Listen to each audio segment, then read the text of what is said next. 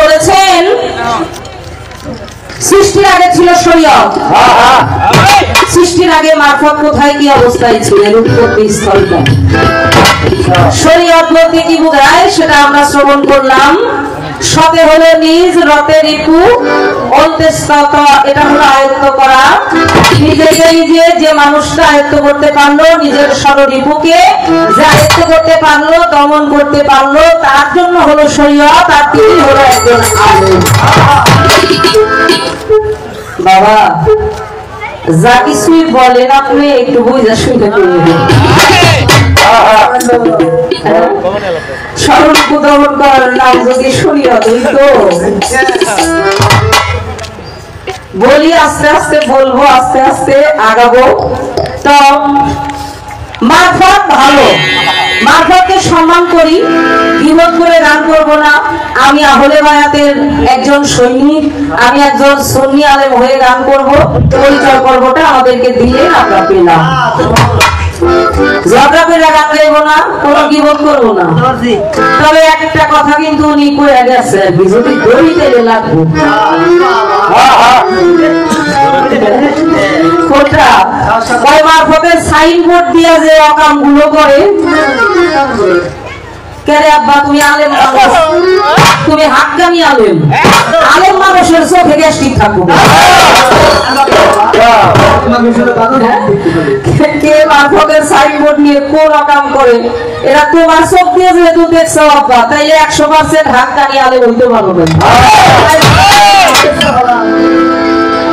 আলেম শব্দ হলো জ্ঞানী, আর যারা জ্ঞানী হয় অপরের গুণটাই খুঁজে, দোষ খুঁজে না।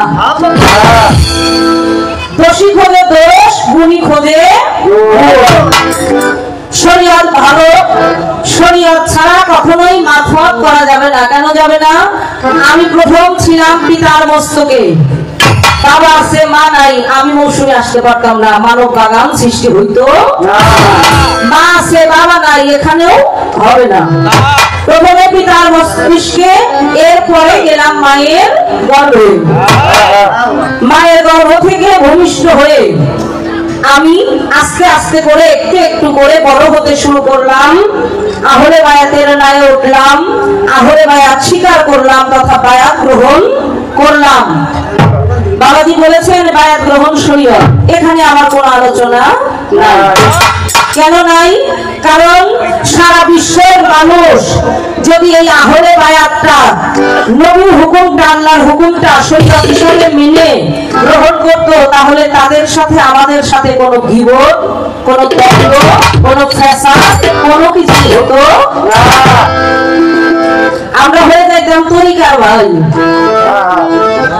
এটা মানে না বিধায়ী আমাদের সাথে তাদের মতের কোনো মিল পড়ে। পবিত্র কোরআন শরীফের মধ্যে মারিফত সম্পর্কে কোন আলাপ আলোচনা আসছে কিনা জানতে চেয়েছেন। আর সৃষ্টির আগে যে শরীয়ত ছিল, এই শরীয়ত কোথায় কি অবস্থায় ছিল আমরা গানের ভিতরে পেয়েছি, মারিফত কোথায় কি অবস্থায় ছিল জানার জন্য প্রশ্ন আসছে। আর মারিফত এটা আদান প্রদান কিভাবে করা হয়, যাহা প্রকাশ তা হলো শরীয়ত। যদি আপনি প্রকাশ করেন, গানের মধ্যে আসছে মারিফতে যদি কিছু রয়, সাধক হাসানে কয় শরীয়তে হবে পরিচয়। বর্তমানে যাহা দেখায় মারফত বেকার, আর জগতে তুলনা হয় না যায়। মানে মারফতের কোনো মূল্যই নাই বর্তমানে, এটাই গানের ভিতরে বোঝা যায় আর কি। তাহলে আমি শরীয়তকে অবশ্যই মানি, কেন মানবো না? আমি দুনিয়ার মধ্যে আসছি, মা বাবার মাধ্যমে প্রকাশ পেয়েছি, এটা আমার অস্বীকার করার কোনো ব্যবস্থা নাই। আর অস্বীকার করবোই কেন? যেটা সত্য সেটা সত্যই, তাই তো? শরীয়ত ছাড়া মারফত হয় না, মারফত ছাড়াও শরীয়ত হবে না। যদি আপনার জায়গায় দাঁড়িয়ে আহলে বায়াতের হক্কানি আলেম হয়ে গান করেন, তাহলে পারবেন না। আমি জবাব করবো, একটি গান আগে আপনাদের মধ্যে শুরু করি মারফত থেকে, এরপরে প্রশ্নের জবাব মৌখিক ভাবে দিব। গানের মধ্যেও প্রশ্নের অনেকটা জবাব হয়ে যাবে, জ্ঞানীদের জন্য হলো ইশারাই যথেষ্ট। ধন্যবাদ।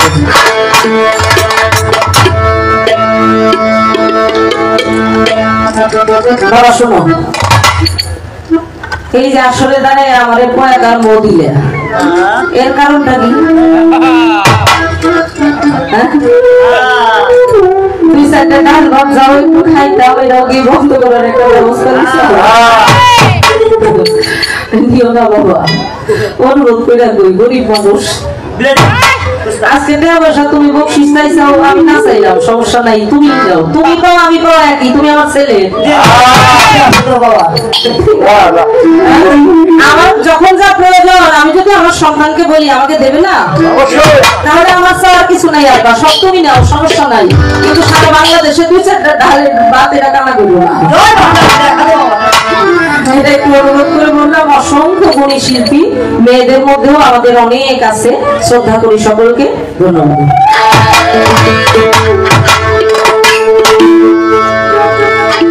এই যে মারিফতে হাসিল না হলে,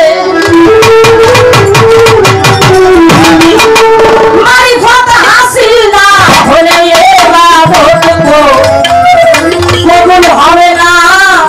হাদিসটা দেখো না, নবী করেছেন ঘোষণা। বাবা, পাক পাঞ্জাতনের একজনকেও কিন্তু শুধু শরীয়তের মধ্যে নেওয়া যাবে না।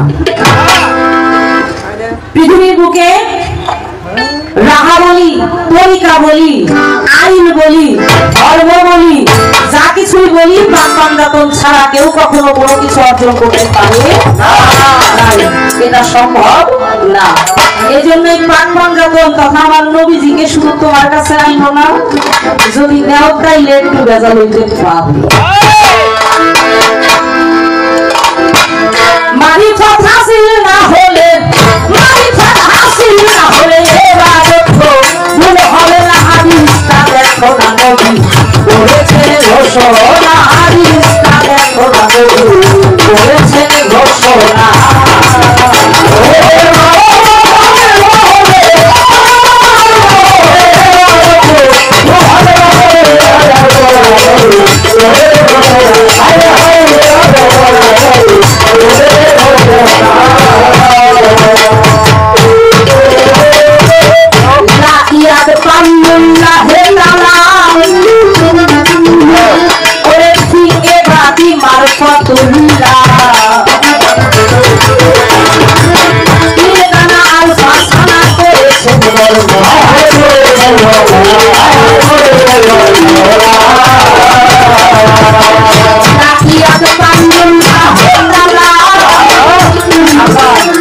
আমার প্রধান শ্রোতা কিন্তু তুমি, কোরআনে কোথায় আছে জবাব কিন্তু হয়ে যাচ্ছে।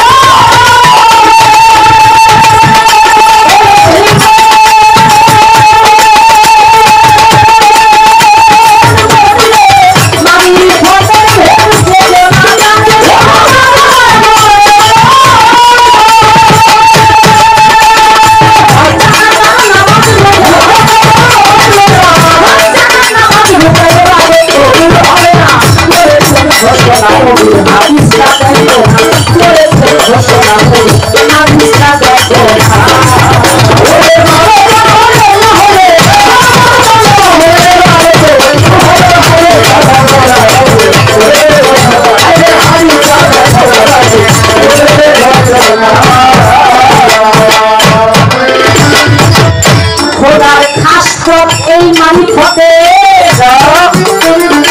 প্রমাণ তার সূরা মায়েদাতে মিলহাদ বলে আল্লাহ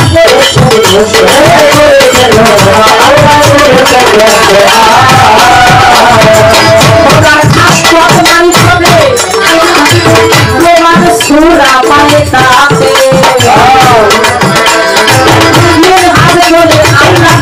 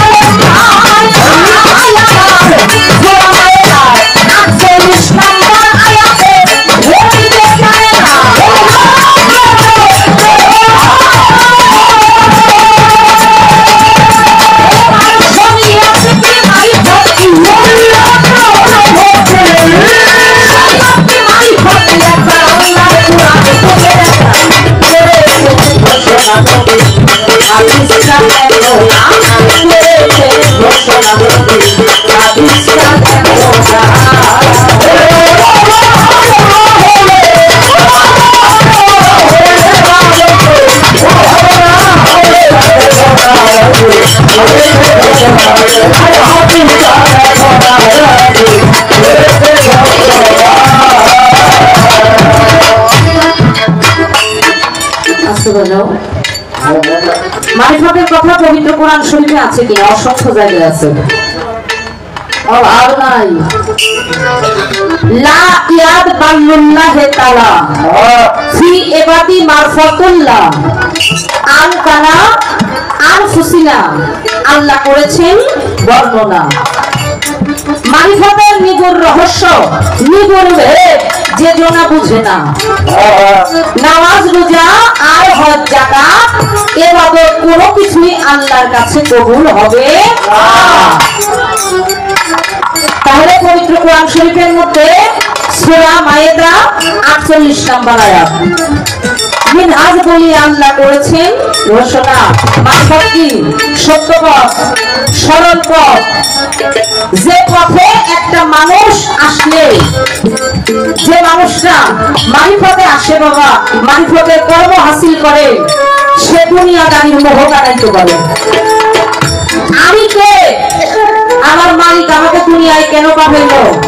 শুধু কর্ম করলাম, অর্থ যোগান দিলাম, পরিবারের সকলের খাদ্যের যোগান দিলাম, সন্তানাদি জন্ম দিলাম, এরপরে প্রকৃতির নিয়মে প্রত্যেকটা মানুষকে নফসের মৃত্যুর স্বাদ গ্রহণ করতে হবে। আমি একদিন মারা গেলাম, এটাই কি কারণ আল্লাহ আমাদের দুনিয়াতে কেন পাঠাইছে? সেই কর্ম আমার দ্বারা হচ্ছে কিনা? আমি একদিন চলে যাবো আমার মালিকের কাছে, গিয়ে তাকে কি জবাব দেবো? এইগুলো জানার বোঝার জন্য আপনাকে মারফত করতে হবে। বেহেশতের আশায় নয়, নিজের নগদ জান্নাত হয়ে যেতে হবে। আপনি শরীয়ত করেন, শরীয়তের কর্ম করে, ইবাদত করে, জাহেরি ইলম শিক্ষা করে আপনি কি হতে পারবেন? ভালো একজন ডাক্তার, ভালো একজন প্রফেসর, ভালো একজন অফিসার। যে যে কর্মই করেন না কেন, ভালো আপনার শিক্ষাগত যোগ্যতার উপর নির্ভর করে ভালো একটা চাকরি আপনি করতে পারবেন, ভালো অর্থ আপনি ইনকাম করতে পারবেন। কিন্তু এই বাতেনি ইলম যেটা মারিফত, এই বাতেনি ইলম শিক্ষা করলে প্রকৃত মানুষ হওয়া যায়। হাত নিয়ে জন্ম নিলে মানুষ বলে কই না, তারে মানুষ হইতে কয়জন? আপনি মানুষ হতে পারবেন, আপনি নগদ জান্নাত হতে পারবেন, নগদ জান্নাতে দাখিল হতে পারবেন, আপনি হতে পারবেন ওলি আল্লাহ।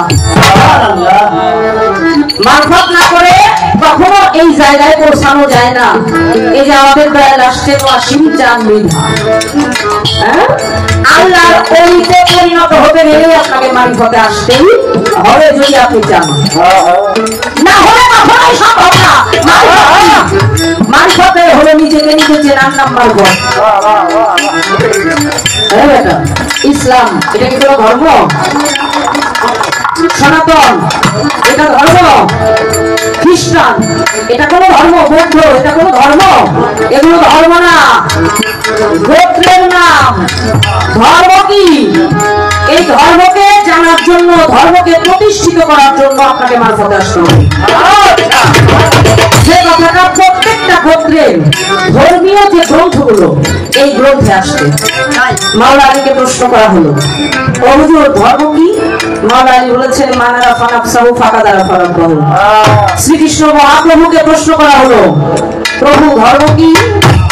শ্রীকৃষ্ণ মহাপ্রভু বলল, তুমি তোমার শিব আত্মাকে চেনো, আত্মা নং পৃথিবী। আমাদের জিকরা শরীফের সুফিকুলের সম্রাট দেওয়ান আব্দুল রশিদ চিশতি তিনিও বলেছেন, চিনো আমার মন, চিনো কান পঞ্জাতন, যাতে রুহু পঞ্চজন বিরাজ লালন সাইদি। তিনি বললেন, যার আপন খবর আপনার, নিজেকে নিজে চিনতে পারলে যাবে সেই আছে নাকি? মারফত গোপন, হ্যাঁ গোপন, প্রকাশ হলেই যে শরীয়ত হয় বিষয়টা এমন না। হয় না কেন জানেন? জীবে যাহা ভোগ করে, আমার বাউল কথাটা বলতো, জীবে যাহা ভোগ করে সাধু তাহা ত্যাগ করে, সাধু তাহা ভোগ করে, জীবে তাহা ভোগ করে না। কেন? একটা সাধুর ভান বেচা কুলাইব, এটা সাধারণ কোন মানুষের ভান কুলাবে না, কখনোই সম্ভব না। গুরু বাক্য ব্রহ্ম বাক্য জানে মারিফতের মানুষ যারা এরা মানে গুরু বাক্য ফরজে আইন বাক্য হিসাবে মানে। আর আপনাদের যারা শরীয়তের আলেম আছেন, শরীয়ত যারা করেন, বায়াত গ্রহণ করেছেন, এটা অস্বীকার করি না।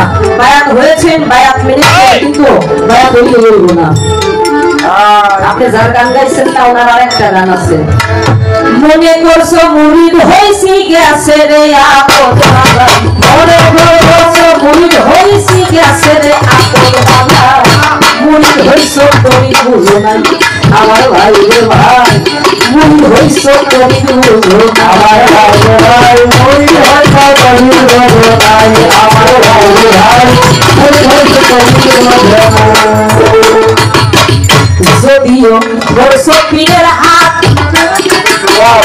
আসলে বুঝো নাই কেন হইতে হয় বাবা, হইতে হয় বাবা, হইতে হয় তোমার গায়ের ভক্তি দিয়া করে আত্মা ভগবান সান, ভক্তি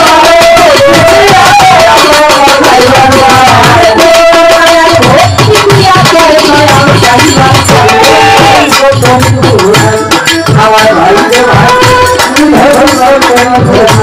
আমার ভাই মুড়ি ডাব্বা তোমরা হও, কিন্তু পরিপক কি জিনিস এটা বোঝার জন্য না। যদিও ধরেছো পীরের হাত, আসলে বুঝো নাই কেন হতে হয় বায়াত, কোন মানে ভক্তি দিয়ে বায়াত বাজাই করছেন। আপনারা উৎমার্কা ভক্তি ছিলেন তো, মানিকগঞ্জের মানুষেরা শোনার মতো। ভক্তিবিদ্যা কি জিনিস সেটা মারফতে না আসলে আপনারা বুঝবেনই না। যে ভক্তি দেয় ভক্তি দয়াল যে কোনো জায়গায় যে কোনো অবস্থায় আছে, কাজ করে যায় দুই পায়ের মধ্যে খাবলা খাবলা করে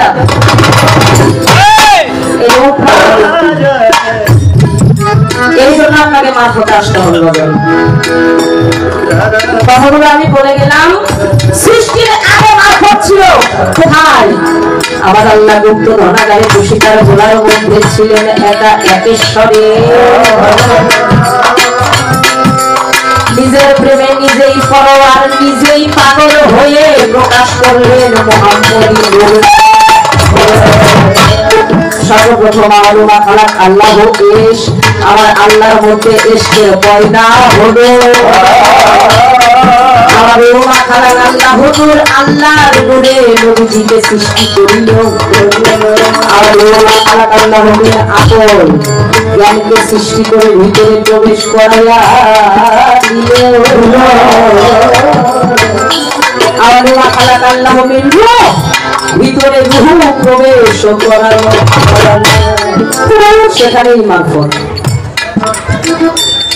বাবা প্রকাশর নাম যদি সবসময় শরীয়ত হইত, শরীয়তের আলেম ঘরে কোনো পিস সাবয় না, কারণ কি যারা মারফত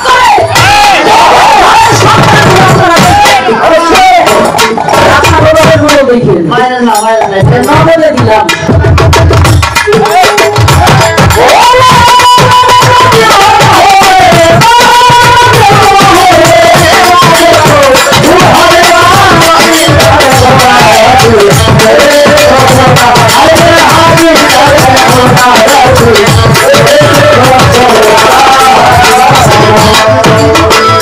মানে আরাফা নাফসাহু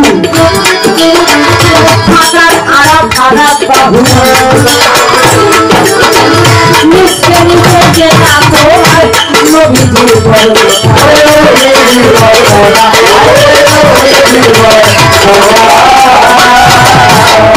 আরাফা নাফসাহু ফাকার আরাফ বাহু,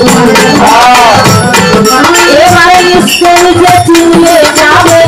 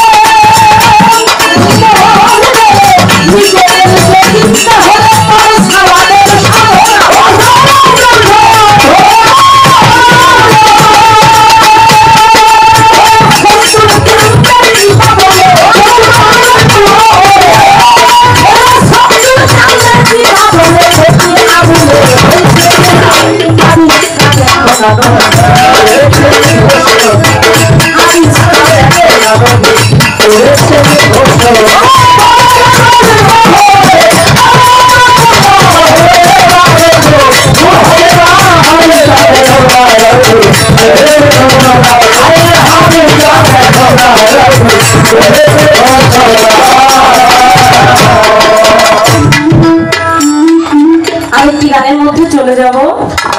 তাহলে সৃষ্টির আগে কোথায় ছিল আমরা পেলাম, কোরআনের মধ্যে কোথায় আছে এটাও আমরা পেলাম।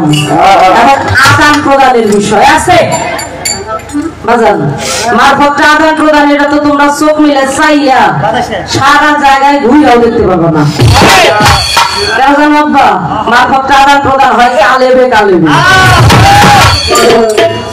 চোখেই সারাই সারাই দয়াল গুরু কখন কিভাবে কি অবস্থায় মারফতটা তার শিষ্যকে তার ভক্তকে আদান প্রদান করবে এটা তো দেখতেই পাবো না। এত সহজ। নবীজি মসজিদ নববীতে আবু বকর, ওমর, ওসমান, মাওলা আলী, অন্যান্য অনেক সাহাবা, আমার নবীজি ডাক দিয়ে আবু বকরকে কয় আমি তোমাকে মারফত দিতে চাই। আবু বকর বললেন হুজুর আমার সময় হয় নাই। হযরত ওমর তিনিও বললেন হুজুর আমার সময় হয় নাই। ওসমান গনি তিনিও একই কথা, আমার সময় হয় নাই। মাওলা আলী কয় হুজুর আপনি যখন দিবেন আমি তখনই রাজি। ঠিক আছে। রাত্রে মা আয়েশা সিদ্দিকার ঘরের মধ্যে প্রবেশ করলেন। মা আয়েশা সিদ্দিকাকে বললেন বিবি আপনি বাইরে যান। কেন? মাওলা আলীর সাথে আমার কিছু আদান প্রদানের বিষয় আছে। মা আয়েশা সিদ্দিকা বলেছিলেন হুজুর আপনি আমাকে এত ভালোবাসেন, যুদ্ধে পর্যন্ত গিয়েছেন আমাকে নিয়ে, আমি থাকলে সমস্যাটা কি? সেখানে আমার হুজুর পাক বলেছিল আপনি থাকলে এটা হবে না আদান প্রদান। মা তিনি ঘরের বাহিরে গেলেন, ঘরের দরজাটা ভিড়িয়ে দিলেন। পূর্ণাঙ্গ অন্ধকার ঘর, ঘরের মধ্যে নবীজি এবং মাওলা আলী, সামান্য একটু ছিদ্র ছিল দরজার। যখন মা আয়েশা সিদ্দিকা উকি মেরে দেখতে গেলেন, নূরের ঝলক চোখের মধ্যে এসে বেহুশ হয়ে ওই জায়গায় পড়ে গেলেন। যখন হুশ আসছে তারা হুড়ো করে উঠে আবার দেখতে যায়, দেখে কিছুই দেখা যায় না। দরজার মধ্যে কানটা যখন লাগিয়ে শোনার চেষ্টা করলেন, এই হাদিসটা আসছে মা আয়েশা সিদ্দিকা হতে। মা আয়েশা সিদ্দিকা বললেন আমি এমন আওয়াজ শুনলাম ভরা কলসি পানি, মানে এক কলস পানি যখন আপনি উবুক করবেন পানি ফেলে দেওয়ার জন্য কলকল আওয়াজের মাধ্যম দিয়ে ওই পানি বের হয়ে আসবে। মা আয়েশা সিদ্দিকা বললেন আমি এমন আওয়াজ শুনলাম নবীজির দেহ থেকে মাওলা আলীর দেহের ভিতরে এই কলকল আওয়াজের মাধ্যম দিয়ে ইলমে মারিফত প্রবেশ করলেন। যিনি মুমিনে না, যিনি উম্মতের মা, মা আয়েশা সিদ্দিকা আব্বা, সেই তো দেখতে পারলো না। কথাটা এই পর্যন্ত রাখলাম। এখন আসি বাজানের যে কথাগুলো ছিল জবাব করার জন্য চেষ্টা করেছি। এখন আমার জানতে বিষয়, সৃষ্টির আগে শরীয়ত ঝুলন্ত অবস্থায় ছিল, কেন ছিল? সৃষ্টির আগে ছিল শরীয়ত, আমার মানতে সমস্যা নাই, তবে ছিল ঝুলন্ত অবস্থায়, কারণ কি? শরীয়ত নিয়ে ফেরেশতারা রওনা হইলেন, আসার পথে ফেরেশতার কাছ থেকে শরীয়ত চুরি হইল, কে চুরি করলো?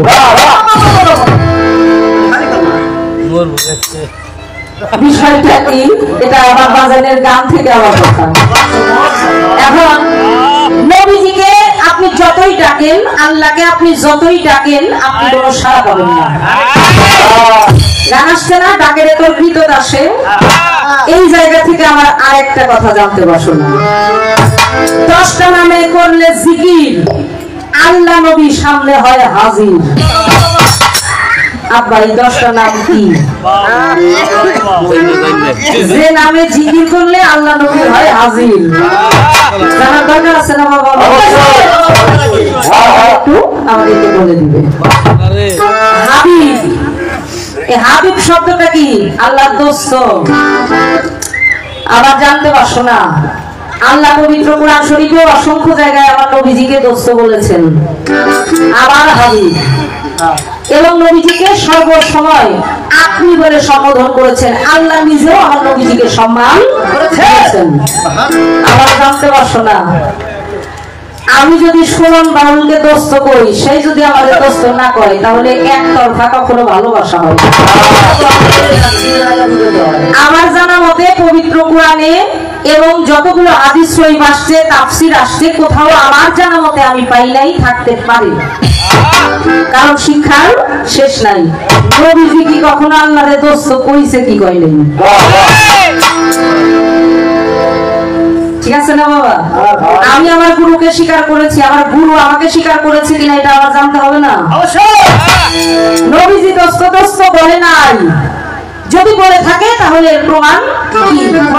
এই ছোট কথাগুলো আমার বাজান আমাদেরকে সুন্দর করে বলে দিবে।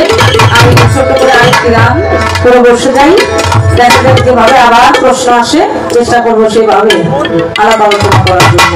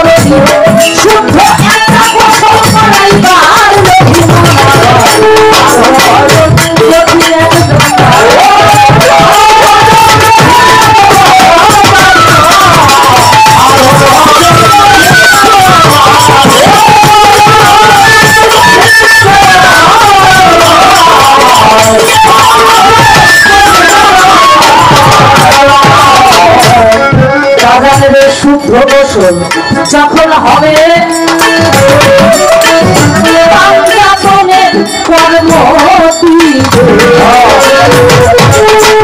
মনে খাইবা বৈঠাবে সোনা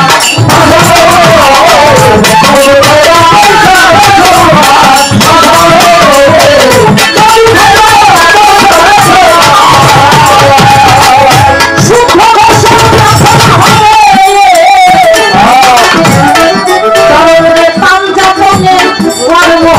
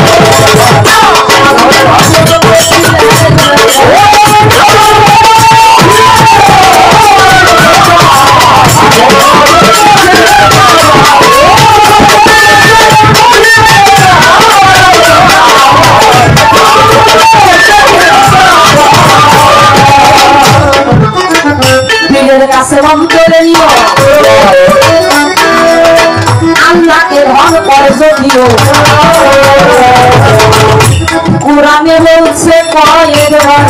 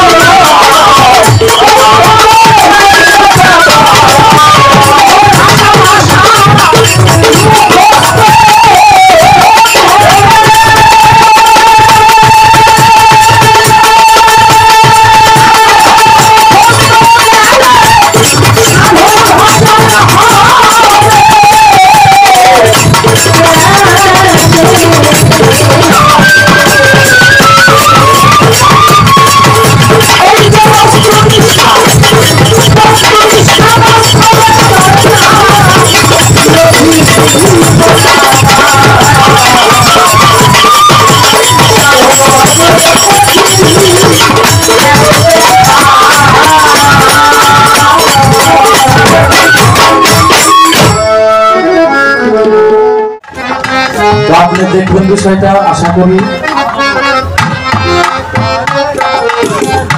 আমার যা জিজ্ঞাসা ছিল চমৎকার জবাব করে আমার কাছে কিছু প্রশ্ন রেখেছে এবং কিছু কথা রেখেছে।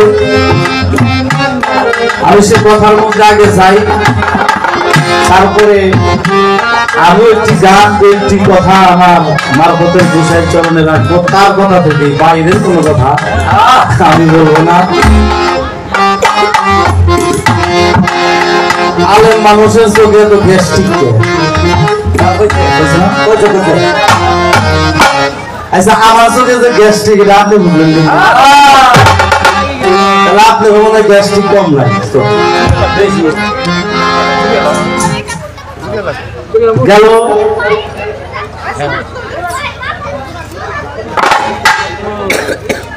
আমি এই ধরা নামে এসেছি, বাবা না থাকলেও হবে না, মা না থাকলেও হবে না, তাহলে আমার জানার দরকার ঈসা নবীর গতি দেখি।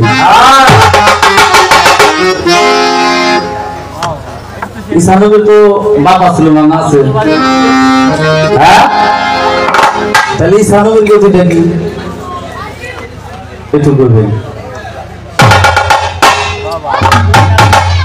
আবার কইতেছে বাবা কয়েক আর মহা দিলেন সত্য কথা কেউ মতালা হয়েছি আমার সত্য মনে হয়েছে আমি বলেছি এটা আপনার কাছে কেমন লাগছে তো যাই হোক আবার বলছে যাও তুই চাইটা ভাত মুখ খাইতা মানে এমন দিছাও তাতে আমার ভাত খাওয়াটা কানা করার বসা আবার তারপরে আগেই কইছেন যে মারফত করলে নাকি মোহ মায়া ত্যাগ করা যায় তাহলে আপনার একটু ভাতের চিন্তা কে তাহলে আপনি যে কত বাড়ি ফকির ওরা আমি এখন বুঝছি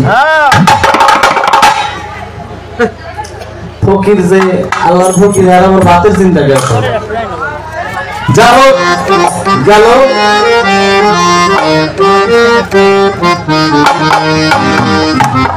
চিনো চিনো আমার মন চিনো পাঞ্জাতন জিজ্ঞা শরীফে যেমন রশিদ আল চিশতি নিজামী একটি গজল থেকে আমার মা একটা উক্তি টানছে চিনো চিনো আমার মন চিনো পাঞ্জাতন পাঞ্জাতন মারফতের একটা গুরুত্বপূর্ণ বিষয় আমি যা তার বক্তব্যে ভাষায় বুঝতে পারলাম এই জায়গায় আমার একটা কথা আমার দয়ালু মানে আমার মারফতের যিনি বিষয় তার কাছে জানার দরকার সে কথাটা হলো এই যে মারফত মারফত পাক পাঞ্জাতন পাক পাঞ্জাতন মানে পাঁচটা পবিত্র দেহ আমরা যেটা বুঝে থাকি এখন এই পাক পাঞ্জাতন বললেই আমরা বুঝতে পারি দয়াল নবী মাওলা আলী মা ফাতেমা হযরত হাসান আলাইহিস সালাম হযরত হুসাইন আলাইহিস সালাম এই পাঁচজন এখন আমার কথা হলো এই পাঁচজন তো জাহিরে প্রকাশ হয়েছে বাসারিয়াতে আসছে না এই দুনিয়ায় আসছে না বাসারিয়াতে তারা হয়েছে না আমরা না দেখি পূর্বে তো তারা এই দুনিয়ায় আসছে এটা প্রমাণ এটা সকলেই জানে এবং বিশ্বাস করে এখন আমার জানা দরকার এই পাক পাঞ্জাতন দেহের মধ্যে আছে আপনি কইবেন আগুন পানি মাটি বাতাস বা নূরের মধ্যে ভাগ করা ছিল ওই কথা না জাহের পাঁচজন মালিক যদি থাইকা থাকে তাহলে এই পাক পাঞ্জাতনের বাতিনি পাঁচজন মালিক আছে এই পাঁচজন মালিক কে একটু বলুন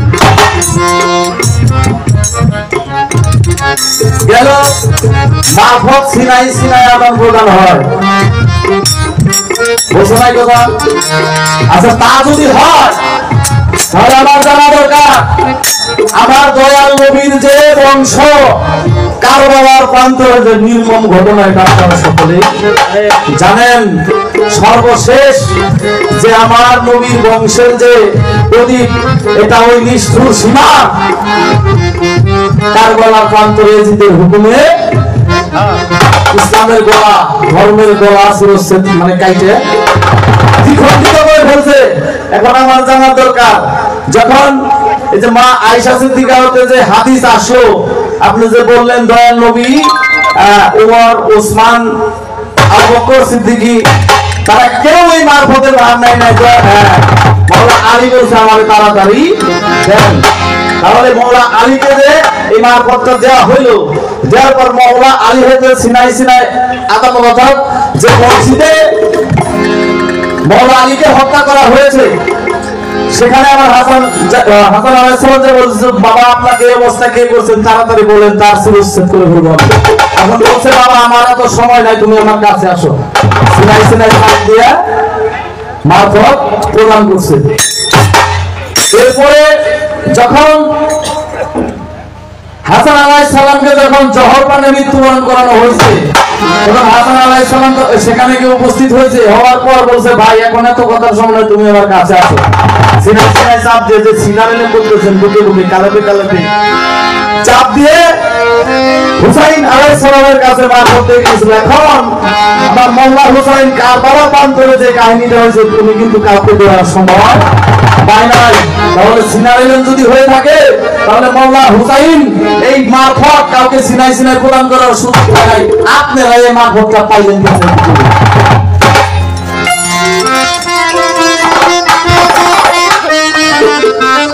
তারপরে আমার কাছে দুটি প্রশ্ন আসছে আমি আগে গাড়ির মধ্যে যাইবা গ্যাস্ট্রিক থেকে আরো যাই খাই আপনি মারফতি করেন আর শরীয়তি করেন যে যেটাই করেন আমি প্রথমে বলছি সব পথের শ্রেষ্ঠ হলো যার খাসিল তাই খাসিল ঠিক করতে হবে আমি একটি গানের মাধ্যমে যাই গানের মধ্যে আরো যে একটি কথা আপনার চরণে নিবেদন করবো অবশ্যই আপনি মীমাংসা করবেন আমি জানি কোন জায়গায় কি আছে ওটা আমি জানি বুঝি। তাই জরুরি পাগলা করে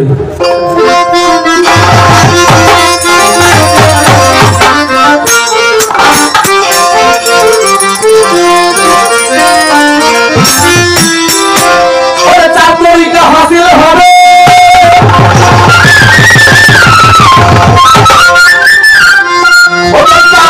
হাসিল হবে ঠিক থাকিলে ফাঁসিল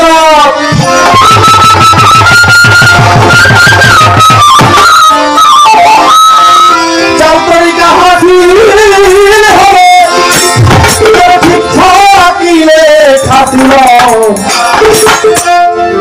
ফকির ভাই শরীয়ত মানিয়া করই ইবাদত তার তরিকা হাতে হাতে থাকিলে আসিল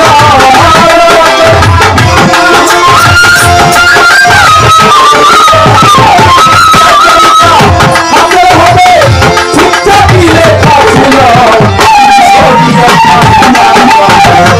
ইবাদত ফকির ভাই শরীয়ত মানিয়া করই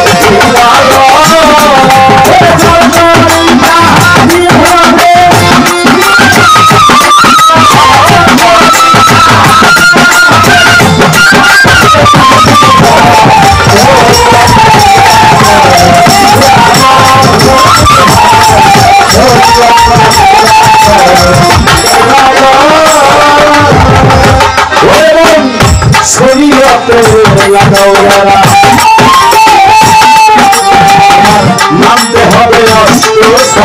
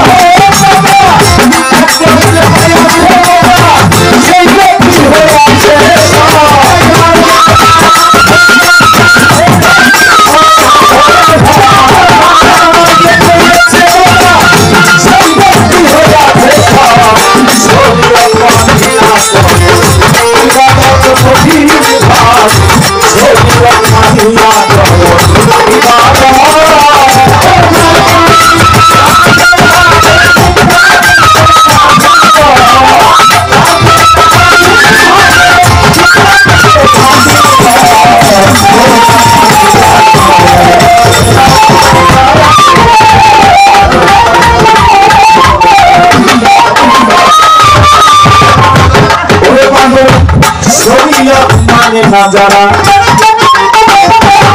এই মানব মাথা আকাশে মারিলে চলতে হবে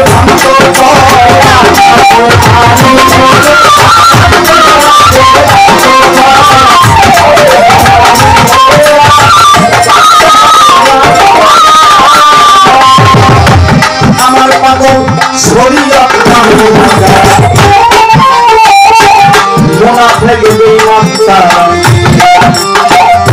আকাশে মারলে জানতে হবে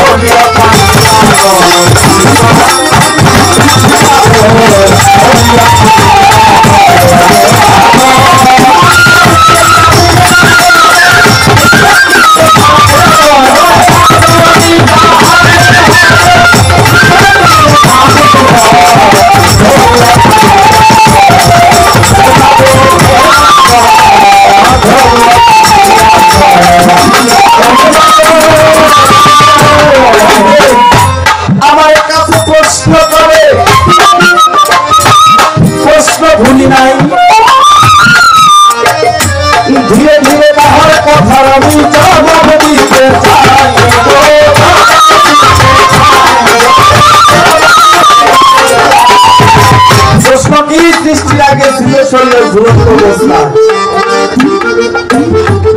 ঝুলন্ত ছিল।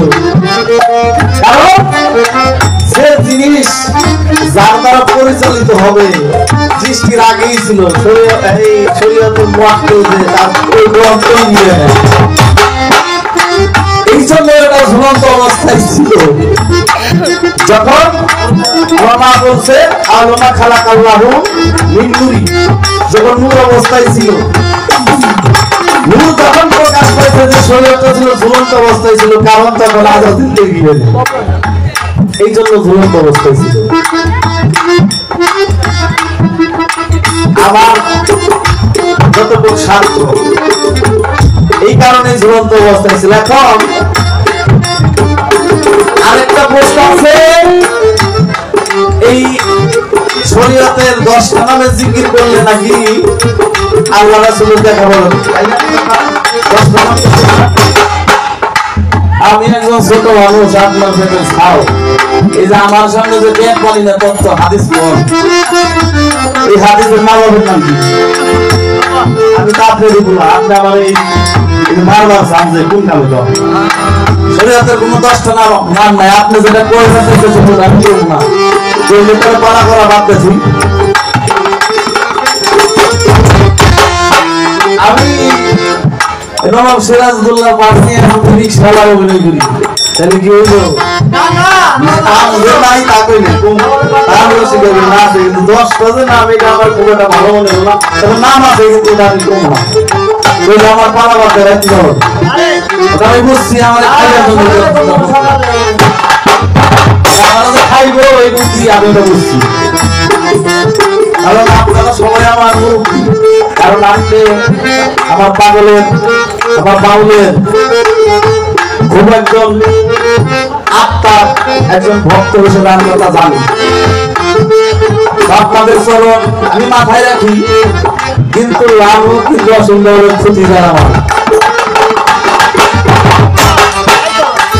আমিও তার ক্ষতি যাওয়া না পারলেও খাইছে মোকাবিলা।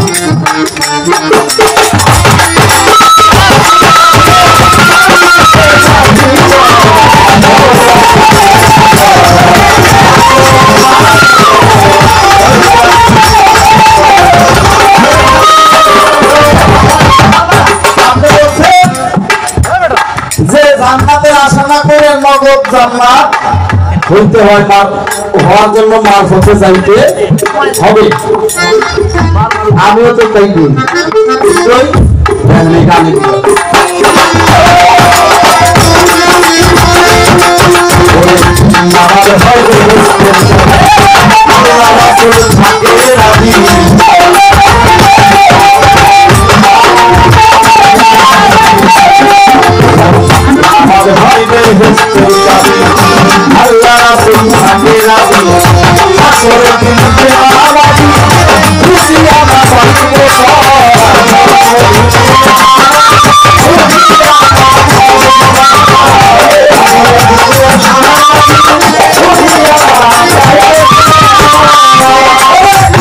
ইসলাম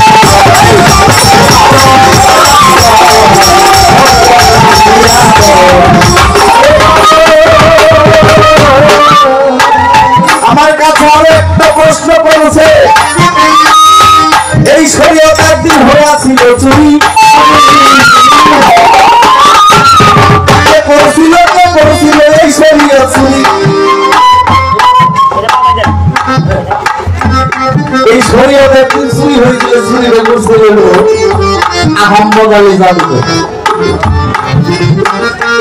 চুরি কইরা কোন এক কিতাবের মধ্যে রাখছিল, ওটা আমার বড় পীর হযরত আব্দুল কাদের জিলানীর চোখে যায় আমার ধরা পড়ছিল। পড়ার পর ওই ব্যক্তি ঠিক এই ইসলাম গ্রহণ করছে। সমস্ত জাদুকর মধ্যকর যে এলেম কালাম আছিল যে বাতি দিয়ে দেয় বাদ দিয়া পরে কালেমা স্বীকার করে মুসলমান হয়েছিল। তাই আরো কিছু আছে নাকি? গানের মধ্যে শুনতে পারলাম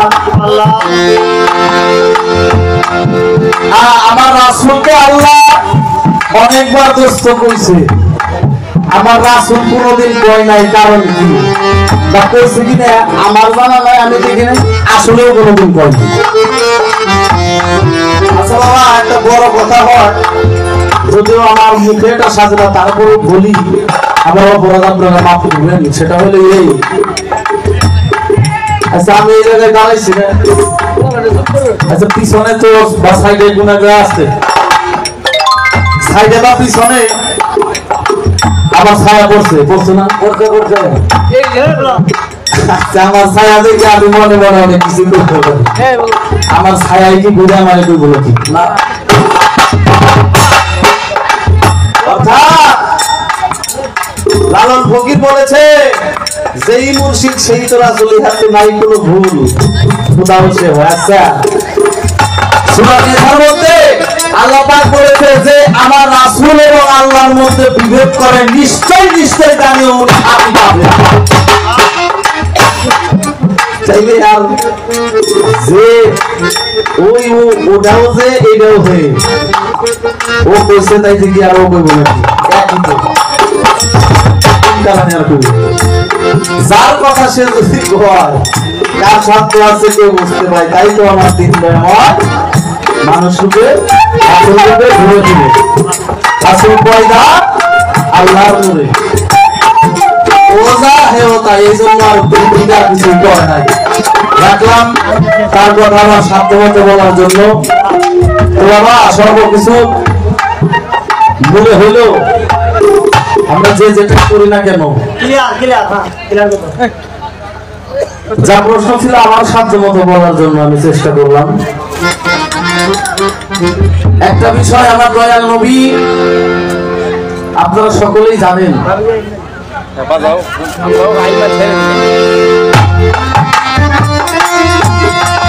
আপনারা সকলেই জানেন ইতিহাসটা। অনেক ছোট বয়সে আমার দয়াল নবী এতিম হয়েছে জগতে। কেন হয়েছে? আমার মালিক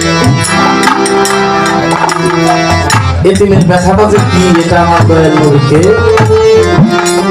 বুঝাইছে। 6 বছর বয়সে যখন মাও চলে গেছে, আর জন্মের আগে তো পিতা চলে গেছে, তখন চাচা যখন তাকে দাদা যখন লালন পালনের ভাগ নিল, নেওয়ার পর ওদের গোত্রীয় একটা বাণিজ্যের একটা সফর ছিল। প্রতি বছরই ওই দামেস্কের সিরিয়া যেটাকে বলা হয়, দামেস্কের দিকে বাণিজ্য যাইত।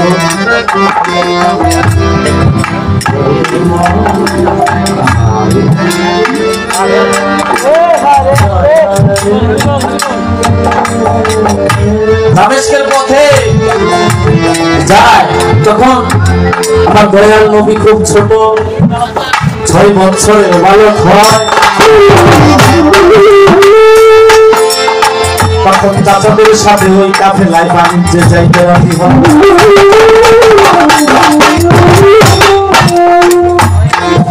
ওই রাস্তাতে বহুকাল আগে বহেরা পাগড়ি নামে একজন লোক কিতাবাদি পড়ে দেখেছিল রাস্তায় একদিন আমার দয়াল নবী আসবে।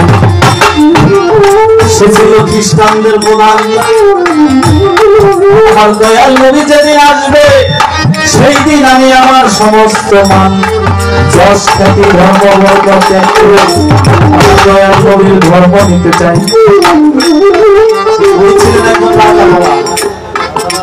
খ্রিস্টানদের প্রধান, ওর অনেক ধন সম্পদ, কিন্তু আমার দয়াল নবীর সাক্ষাতের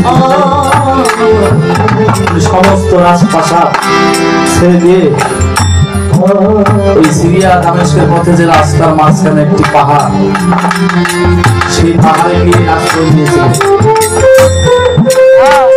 এই জগতে যে যাকে ভালোবাসে বাবা,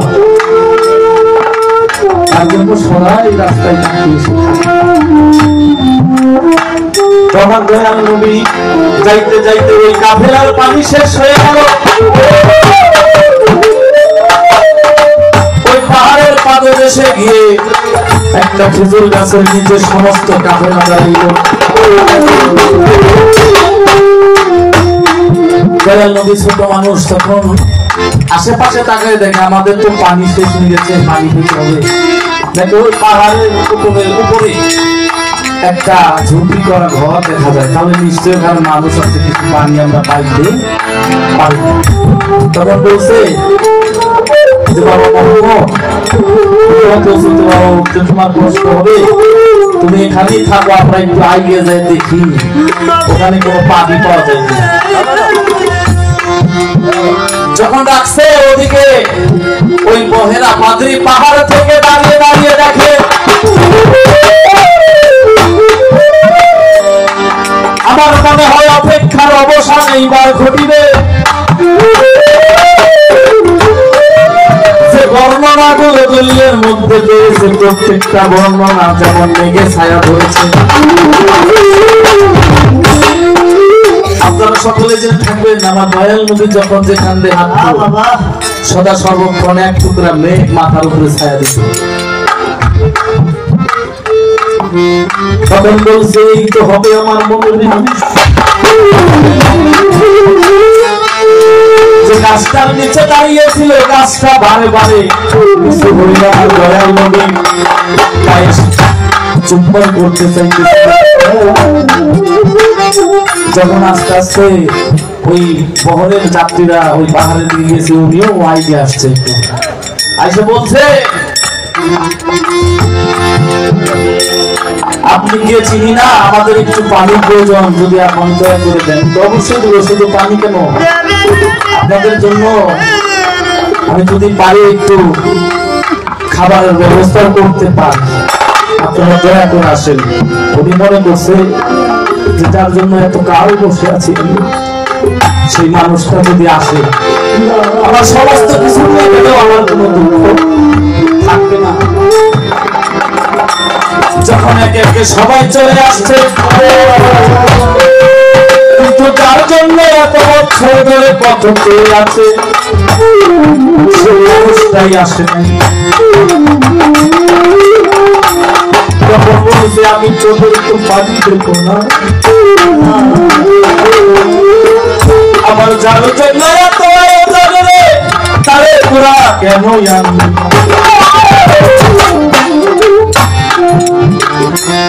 দেখেন বাবা, এই গানের মঞ্চে দাঁড়িয়ে গান করতেছি, আসলে আমরা খুব বিচিত্র বা বিচিত্র মানুষ। কেন জানেন, গত বছর এই মঞ্চে আমি গান করছি, এই দিক দাঁড়িয়ে আমরা এই পশ্চিম দিকে দাঁড়িয়ে আমরা গান করছি। তখন আপনারা সবাই ছিলেন আমার আজকার কাছে, আর আমার নুরুটার কাছে অসুস্থ হাসপাতালে। এখানে বসে বসে গান শুনে যাওয়ার সময় এখানে দাঁড়িয়ে বসে আছি, আমার হাতে হাইতে হেঁটে বাবা তুমি অনেক বড়, আমি দেখি আপনাদের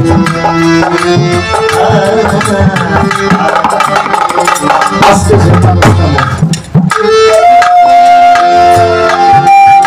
যাতে তোমরা প্রয়োজন এই যে আপনি বললেন না যে তুমি সব করছিস না, আমি তোমার মা সন্তান মাইরে দিলি। গত 1 মাস আগে আমার এই বাড়ির যে রানা সবাই চিনি কম বেশি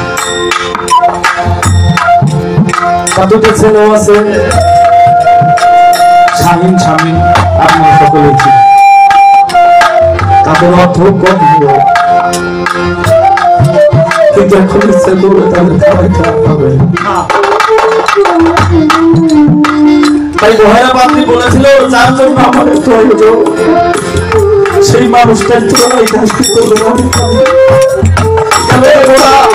যার জন্য একা একা এত কাল এই রাস্তায় বসে আছি, আমার বাপ জমের এই কাজটি আমি তোদের বাড়ি খাওয়াবো না। একা মনে এই দুর্দশা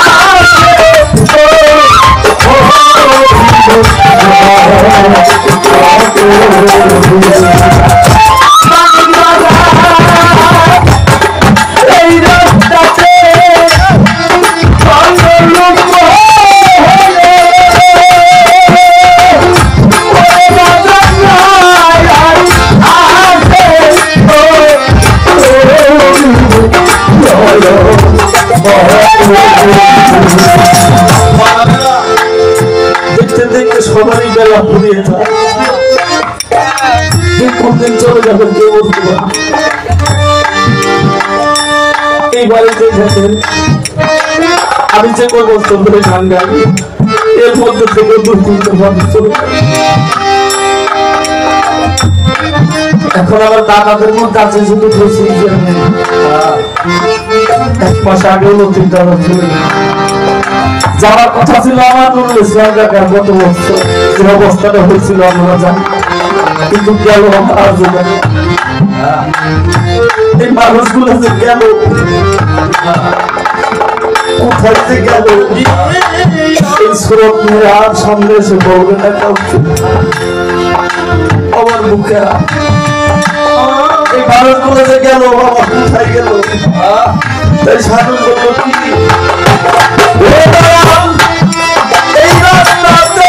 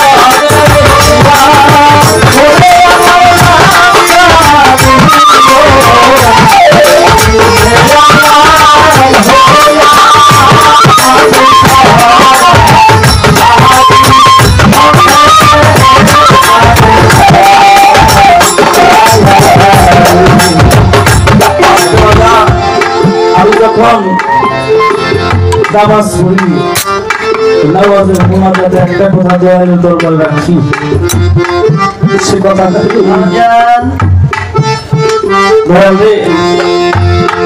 মালিক তুমি আমাকে দুনিয়ায় পাঠাইছো আবার চলে যাবো এটা ছিল সত্য কথা এই কথার উপরে কোনো কথা আর হইতে পারে না যা আছে সব মিথ্যা মালিকের দরবারে হাত উঠিয়ে বলি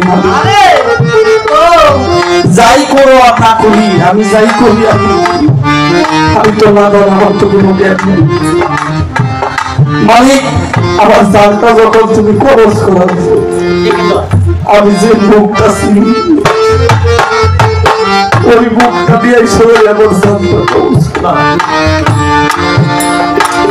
অপরিচিত মুখ যদি আসে মালিকের আমি ভুল ভয়ে আমার বর্ষির চরম থেকে দূরে সরে যেতে পারি তাই মালিক আমি যে হাত উঠেছি যে মুখটা চিনি ওই হাত আর ওই মুখ হিসেবে মালিকের দরবারে এই আরাধনায় আরতি আছে। তাই এখন সাধক বলেছেন ও দয়াল